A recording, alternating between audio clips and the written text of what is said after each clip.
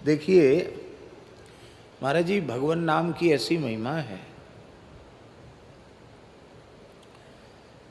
कि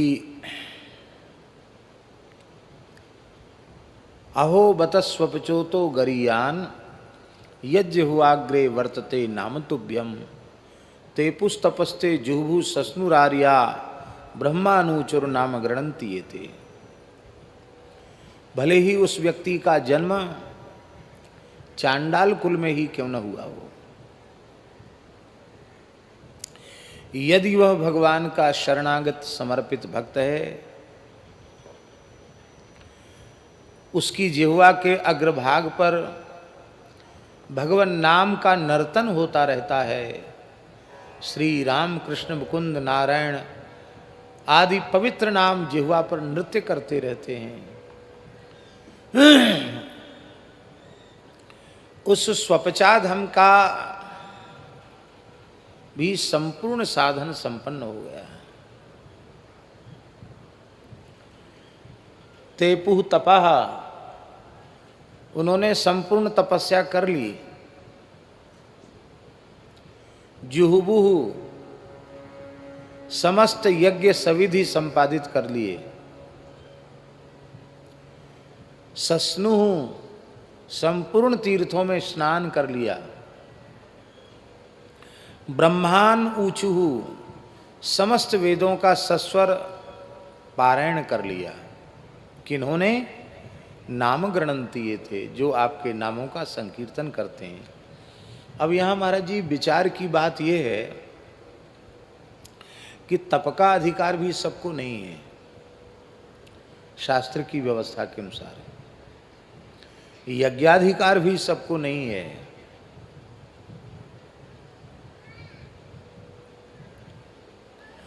बड़ी सूक्ष्मता से विचार करें तो तीर्थाधिकार भी सबको नहीं है।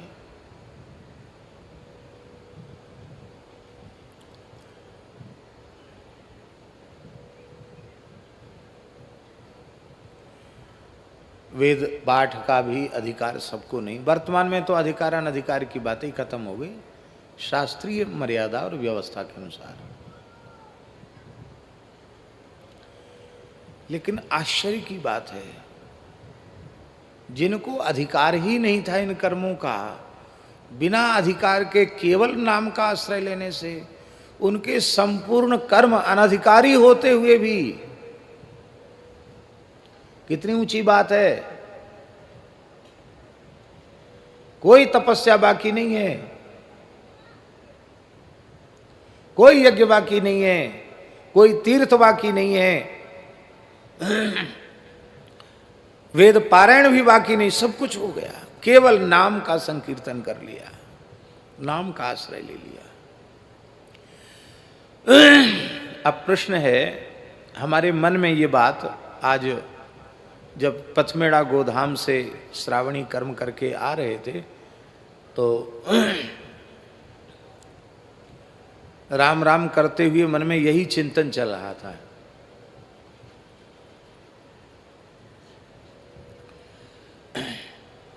तब फिर भीतर से आया कि जब इतनी महिमा है और आप गाते हो, कहते हो, सुनते हो, अब विश्वास भी करते हो, श्रद्धा भी करते हो, तो फिर ये सब करने की क्या जरूरत है? इतनी दूर गए आए, इतना समय चला गया।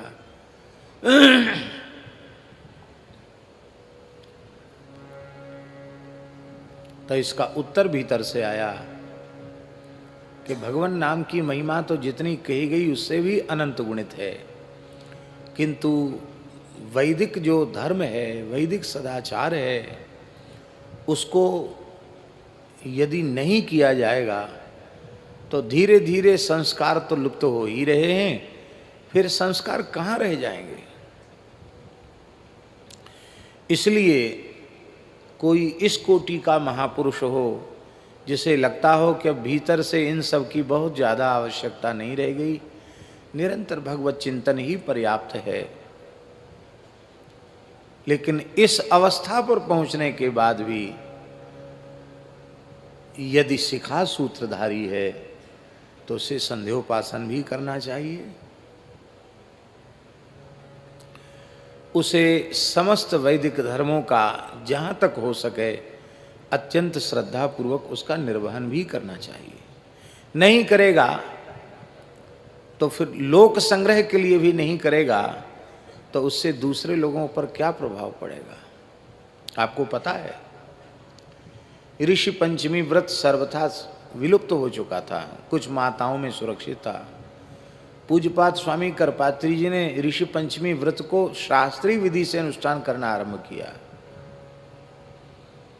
तो बड़ी भारी जागृति आई। अनंत चतुर्दशी भाद्र शुक्ल में आती है जिसमें यहाँ अनंत बांधा जाता है और वर्ष भर वह अनंत दक्षिण भुजा में रहता है। काशी जैसे स्थल में भी अनंत व्रत और अनंत की कथा और इसमें शिथिलता आ गई थी। अब स्वामी करपात्री जी महाराज को तो क्या जरूरत थी, वो तो दंडी सन्यासी थे। उनको अनंत पूजा में बैठना और अनंत बांधना, फिर अनंत व्रत की कथा सुनना, ये सब काम हम लोगों के तो हो सकते हैं, दंडधारी सन्यासी के नहीं।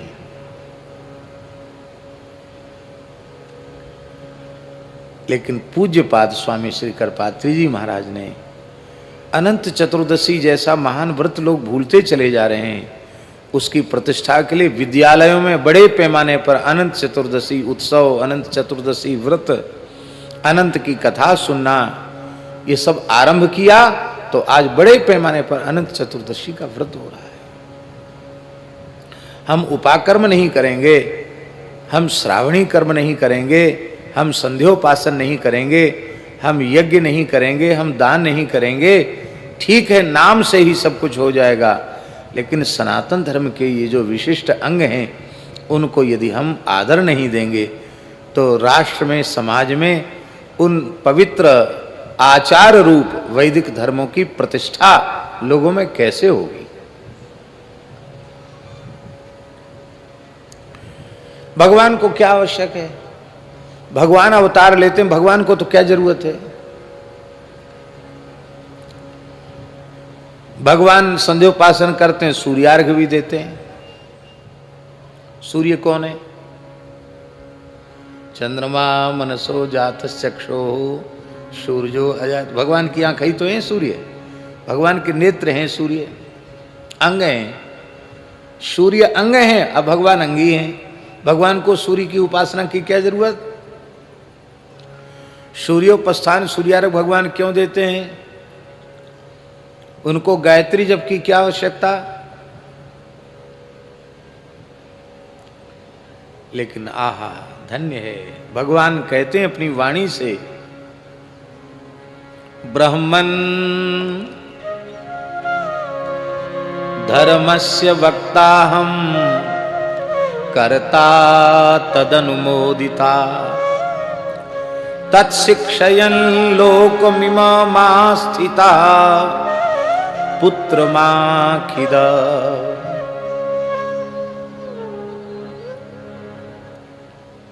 यहां महाराज जी बड़े स्नेह पूर्वक भगवान ने नारद जी को पुत्र कहा है। नहीं तो जब जब नारद जी द्वारिका में आते हैं तो भगवान उनकी लंबी दंडोत करते हैं, अगवानी करते हैं, चरण धोते हैं, अर्घपाद्य मधुपर्क सब निवेदित करते हैं। देवर्षि हैं, हम गृहस्थ हैं, वो संत हैं, विरक्त हैं, विरक्ता नाम शिरोमणि है। तो एक गृहस्थ को संत का जैसा आदर करना चाहिए भगवान करते हैं। लेकिन आज भगवान ने उनको ऋषि मानकर नहीं, भगवान का बड़ा वात्सल्य जगा। अब भगवान बोले बेटा नारद, पुत्र पुत्र नारद मां खिद, पुत्र नारद तुम खेद मत करो। नारद जी खेद इसलिए कर रहे थे महाराज जी, ये परमात्मा है, ये तो इतने भारी कर्मकांडी हैं। अरे राम राम, बड़े बड़े कर्मकांडी भी फेल हैं इनके आगे। क्योंकि 16,108 महलों में नारद जी गए थे और सब जगह भगवान वैदिक धर्माचरण में लगे हुए दिखाई पड़े। कहीं प्रातःकाल उठ करके हस्तावलोकन कर रहे हैं, प्रातः स्मरण के मंगल श्लोकों का पाठ कर रहे हैं, कहीं भूमि को प्रणाम कर रहे हैं। मंगल द्रव्यों का स्पर्श कर रहे हैं, फिर गोष्ठ में जाकर गो पूजन कर रहे हैं, ब्राह्मणों का पूजन कर रहे हैं, अग्निहोत्र की अग्नि को प्रणाम कर रहे हैं, अब फिर लौट के आते हैं, वैदिक विधि से स्नान कर रहे हैं, वैदिक विधि से संध्योपासन कर रहे हैं, बलि वैष्णदेव कर रहे हैं, अग्निहोत्र कर रहे हैं, पढ़ रहे हैं, स्वाध्याय कर रहे हैं, पढ़ा रहे हैं अपने बालकों को। और महाराज जी उसी में ऋषियों की मंडली में बैठकर तत्व ज्ञान की चर्चा भी कर रहे हैं, सत्संग भी कर रहे हैं, और कहीं अपने लड़के बच्चों के ब्याह शादी की बात कर रहे हैं, कहीं राष्ट्रीय समस्याओं के ऊपर चिंतन विचार कर रहे हैं, ये भी कर रहे हैं। माने व्यवहार भी पूरा और वैदिक धर्म का आचरण भी पूरा। अब आप सोच लो, 16,108 महल हो महाराज जी, और सब में दौड़ दौड़ के जाने की बात पड़े, और दौड़ने वाला एक ही हो, तो कितनी भाग दौड़ होगी आप विचार कर सकते हैं। कोई छोटा मोटा घर तो है नहीं, बड़े बड़े महल हैं, बड़ी बड़ी सबकी व्यवस्था है। हम समझते हैं कि पूज्य आबू से पधारे स्वामी जी को वहाँ से पैदल चलकर यहाँ आने में जितनी थकान भई होगी, उतना श्रम तो नारद जी से हो गया होगा। 16,108 महलों के चक्कर काटते काटते और नारद जी एकदम ऐसे लस्त पड़ गए थे। बोले पुत्र माँ खेद मत करो, क्यों? ब्रह्मन धर्मस्य वक्ता, अहम धर्मस्य वक्ता, मैं धर्म का वक्ता हूं। इसका मतलब है महाराज जी कि भगवान धर्मोपदेश के लिए ही आते हैं। ब्रह्मन धर्मस्य वक्ता, कर्ता, तदनुरूप आचरण करता भी हूं, केवल वक्ता नहीं हूं, जो बोलता हूं उसके अनुरूप जीता हूं। और उस धर्म का कोई आचरण करे तो उसको देखकर मैं राजी होता हूं, प्रसन्न होता हूं, उसका अनुमोदन करता हूं, वाह बहुत अच्छा किया, ऐसा ही करना चाहिए। अपने चरित्र के माध्यम से उसकी शिक्षा देने के लिए हमने इस मर्त्य लोक में अवतार लिया है। इसलिए बेटा नारद, तुम अपने मन में खेद न करो। एक महात्मा थे,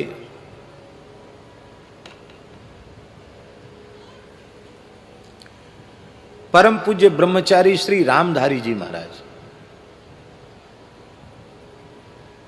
हमने दर्शन नहीं किया उनका, उनकी चित्र छवि का दर्शन किया है। शुक तीर्थ में विराजते थे।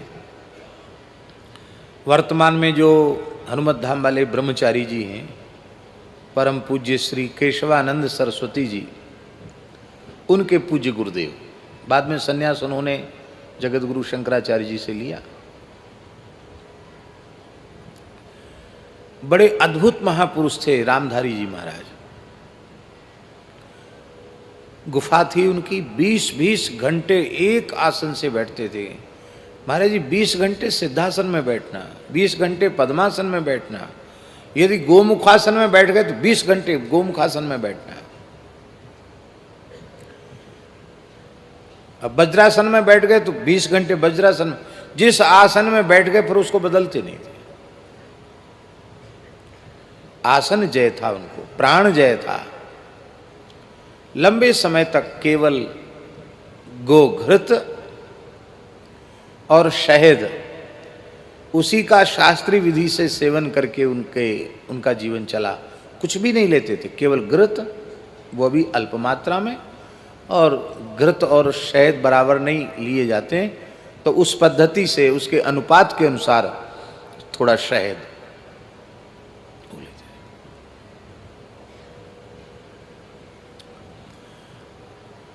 बड़ा कठोर साधन किया है।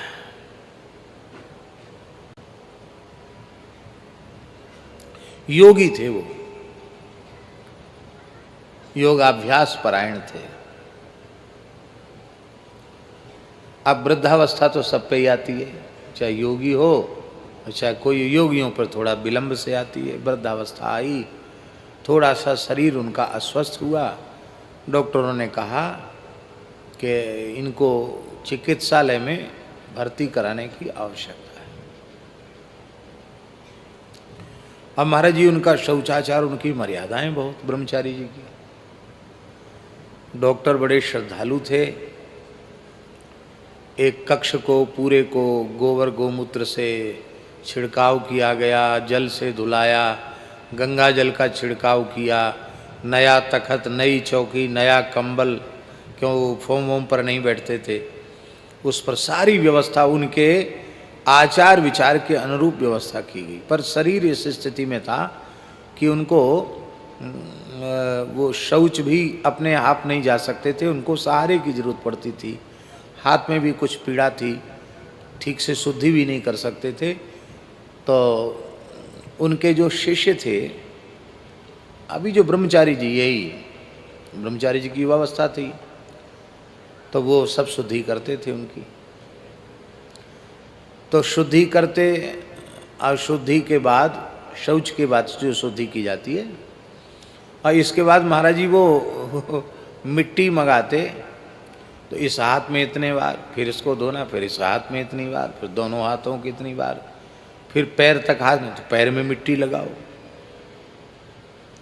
दुनिया भर की मिट्टी और पानी वहाँ हॉस्पिटल के कक्ष में ही टब रखा जाता, तो उसी में सब करते। तो एक दिन ब्रह्मचारी जी ने उनसे हाथ जोड़कर कहा, बोले गुरुजी क्षमा करना, अपराध, जिज्ञासा है। क्या? आप तो, एक तो आप अस्वस्थ हैं, फिर आप वृद्ध हैं, रुग्ण हैं, और आप तो मल का स्पर्श ही नहीं करते, तो इतनी मिट्टी, इतना पानी, इतनी बार कुल्ला, ये सब क्यों करते हैं? तो उन्होंने कहा कि ये शरीर तो नाशवान है, ये तो चला जाएगा, लेकिन कभी तुम लोग भी कभी वृद्ध या अस्वस्थ होगे तो तुमको याद आएगा कि एक महात्मा ऐसा था कि उस अवस्था में भी उसने अपने आचार का त्याग नहीं किया। तो तुम कुछ तो कम से कम शौचाचार का पालन करोगे, हम यहाँ कुछ नहीं करेंगे तो तुम तो एकदम म्लेच्छ हो जाओगे। इसलिए हम जानते हैं, हमें अब आवश्यकता भी नहीं रह गई है, लेकिन केवल तुम लोगों को सिखाने के लिए, तुम लोगों को प्रेरणा देने के लिए मैं इतनी मिट्टी और जल का प्रयोग करता हूँ। शास्त्री जी, आचार प्रथमो धर्म और आचार प्रभवो धर्म।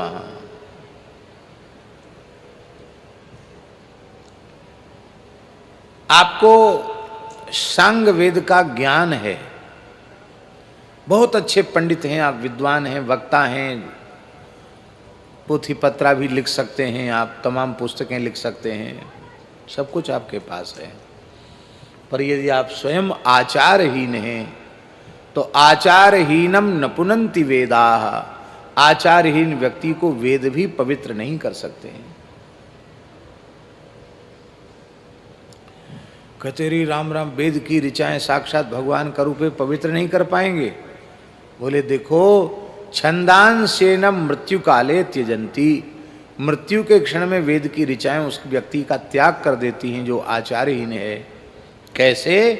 बोले नीडम शकुंता इव पक्ष जाता, जैसे पंख उग जाने के बाद पक्षी घोंसले छोड़कर उड़ जाते हैं, ऐसे ही उसका ज्ञान मृत्यु के समय काम में नहीं आता। कैसी अद्भुत व्यवस्था हमारे ऋषियों ने बनाई है, उस व्यवस्था का हम आदर करें, उसमें श्रद्धा करें। आवश्यकता ना भी हो तो भी लोक संग्रह के लिए अत्यंत श्रद्धा पूर्वक उस धर्म का आचरण करें। उसी में लाभ है, उसी में भगवान का अनुग्रह है, भगवान की कृपा है। इस महापर्व पर हम भगवान से प्रार्थना करते हैं कि हम, पूज्या गोमाता से प्रार्थना करते हैं कि हम सबकी वैदिक सनातन धर्म में अगाध श्रद्धा हो, हम सबकी आर्ष वाक्यों में बहुत अधिक श्रद्धा हो, इतिहास पुराण में श्रद्धा हो, और हम लोगों का जीवन श्रद्धामय और विश्वास से संपन्न, वस्तुतः जिसे धार्मिक कहते हैं वैसा जीवन हमारा हो जाए। एक धार्मिक ऐसे होते हैं जो प्रसिद्ध होते हैं कि बड़े धार्मिक हैं, पर वस्तुतः वे धार्मिक नहीं होते हैं। भले ही संसार में कोई हमको धार्मिक न कहे, पर सर्वांतर्यामी भगवान की दृष्टि में हम धार्मिक हो जाएं। आज ये मन कर रहा था, इसलिए मैंने ये विचार हमारे मन में उठ रहे थे, इसलिए हमने इसको भगवत प्रेरणा से निवेदन किया है। अब